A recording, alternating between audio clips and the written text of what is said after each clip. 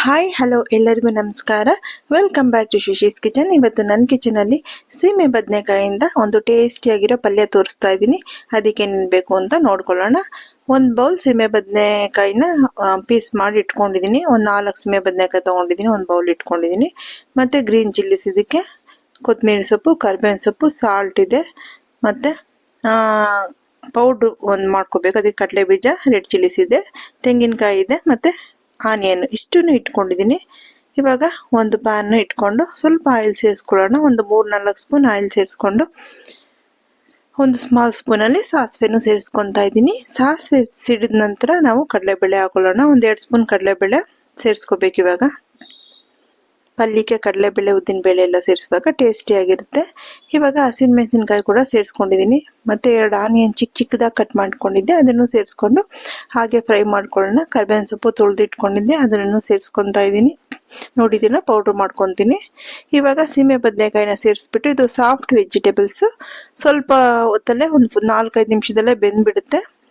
ಇದಕ್ಕೆ ಒಂದು ಚಿಕ್ಕ ಕಪ್ಪಲ್ಲಿ ನೀರು ಸೇರಿಸ್ಕೊತೀನಿ. ಇವಾಗ ನೋಡಿ, ಇದೇ ಕಲರಲ್ಲಿ ವೈಟ್ ಕಲರ್ ಇದ್ರೆ ಚೆನ್ನಾಗಿರುತ್ತೆ, ಟರ್ಮರಿಕ್ ಸೇರಿಸಲ್ಲ ನಾನು. ಇವಾಗ ಮುಚ್ಚಿಟ್ಬಿಡ್ತೀನಿ. 5 ನಿಮಿಷ ಬೆಂದ್ಬಿಟ್ಟಿದೆ ನೋಡಿ. ಇವಾಗ ಇದಕ್ಕೆ ಸ್ವಲ್ಪ ಸಾಲ್ಟ್ ಸೇರಿಸ್ಕೊಂಡು ಮಿಕ್ಸ್ ಮಾಡೋಣ. ಮಿಕ್ಸ್ ಮಾಡಿಬಿಟ್ಟು ಕೊತ್ತಂಬರಿ ಸೊಪ್ಪನ್ನ ಕಟ್ ಮಾಡಿ ಇಟ್ಕೊಂಡಿದ್ದೀಲ್ವ, ಅದನ್ನು ಸೇರಿಸ್ಕೊತಾ ಇದ್ದೀನಿ. ಈ ವೆಜಿಟೇಬಲ್ಸ್ ತುಂಬ ಸಾಫ್ಟ್ ಇರೋದ್ರಿಂದ ನಿಮಗೆ ಸ್ಟೀಮಲ್ಲೇ ಬೆಂದ್ಬಿಡುತ್ತೆ. ನಾನು ಸ್ವಲ್ಪ ನೀರು ಸೇರಿಸಿದ್ದೆ, ಅದಲ್ಲೇ ಬೆಂದಿದ್ದೆ. ಇವಾಗ ಫ್ರೆಶ್ ಕೋಕೋನಟ್ನ ಸೇರಿಸ್ಕೊತಾ ಇದ್ದೀನಿ. ಮಿಕ್ಸಿನಲ್ಲಿ ಗ್ರೇಟ್ ಮಾಡ್ಕೊಂಡೆ ಇದನ್ನು. ಇವಾಗ ನೋಡಿ, ಪೌಡ್ರ್ ಮಾಡ್ಕೊಂಡು ಬಂದಿದ್ದೀನಿ. ಆ ಪೌಡ್ರನ್ನ ಈ ಪಲ್ಯಕ್ಕೆ ಸೇರಿಸ್ತಾ ಇದ್ದೀನಿ. ಇದು ಸಪ್ಪೆ ಆಗಿರಲ್ಲ, ಇದರಲ್ಲಿ ರೆಡ್ ಚಿಲ್ಲಿಸ್ ಸೇರಿಸಿರೋದ್ರಿಂದ ನಿಮಗೆ ತುಂಬ ಗಮ್ಮಂತ ಟೇಸ್ಟಿಯಾಗಿರುತ್ತೆ ಪಲ್ಯ. ಸ್ವಲ್ಪ ಖಾರ ಕೂಡ ಇರುತ್ತೆ. ರಸಮ್ ಜೊತೆ, ಸಾಂಬಾರ್ ಜೊತೆ ತಿನ್ನೋದಕ್ಕೆ ತುಂಬ ಸಖತ್ತಾಗಿರುತ್ತೆ. ನೀವು ಟ್ರೈ ಮಾಡಿಪ್ಪ. ಈ ಥರ ಸಪ್ಪೆ ಸಪ್ಪೆ ಅನ್ಸೋದಿಲ್ಲ. ನಾವು ಈ ಥರ ಪೌಡ್ರ್ ಸೇರಿಸೋದ್ರಿಂದ ನಿಮಗೆ ಟೇಸ್ಟಿಯಾಗಿರುತ್ತೆ ಪಲ್ಯ. 1 ನಿಮಿಷ 2 ನಿಮಿಷ ಹೀಗೆ ಈ ಥರ ಮಿಕ್ಸ್ ಮಾಡ್ತಾ ಇರೋಣ. ಪಲ್ಯ ರೆಡಿ. ಎಲ್ಲದಕ್ಕೂ ಹೊಂದ್ಕೊಳುತ್ತೆ, ಬೈಂಡಿಂಗ್ ಆಗುತ್ತೆ ಪಲ್ಯಕ್ಕೆ. ಇವಾಗ ನಾನು ಬೌಲಲ್ಲಿ ತೆಗೆದು ನಿಮಗೆ ತೋರಿಸ್ತಾ ಇದ್ದೀನಿ. ನೋಡಿ ಎಷ್ಟು ಸಖತ್ತಾಗಿದೆ ಪಲ್ಯ. ಹಾಗೆ ಟೇಸ್ಟ್ ಕೂಡ ತುಂಬ ಚೆನ್ನಾಗಿರುತ್ತೆ. ನೀವು ಟ್ರೈ ಮಾಡಿ.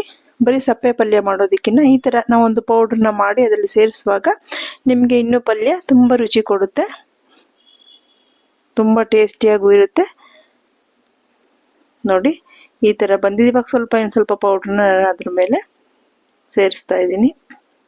ಇವಾಗ ನಾವು ಕುಂಬಳಕಾಯಿ ಪಲ್ಯಕ್ಕೆಲ್ಲ ಹುಚ್ಚೆಳ್ಳು ಪೌಡ್ರ್ ಸೇರಿಸ್ತೀವಲ್ವ, ಆ ಥರ ಇದು ತುಂಬ ಟೇಸ್ಟಿ ಕೊಡುತ್ತೆ ಈ ಪಲ್ಯಕ್ಕೆಲ್ಲ.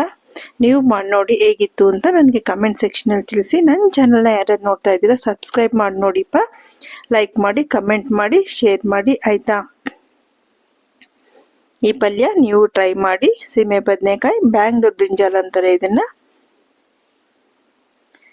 ನೀವು ಟ್ರೈ ಮಾಡಿ ಹೇಗಿತ್ತು ಅಂತ ನನಗೆ ಕಮೆಂಟ್ ಸೆಕ್ಷನಲ್ಲಿ ತಿಳಿಸಿ. Thank you.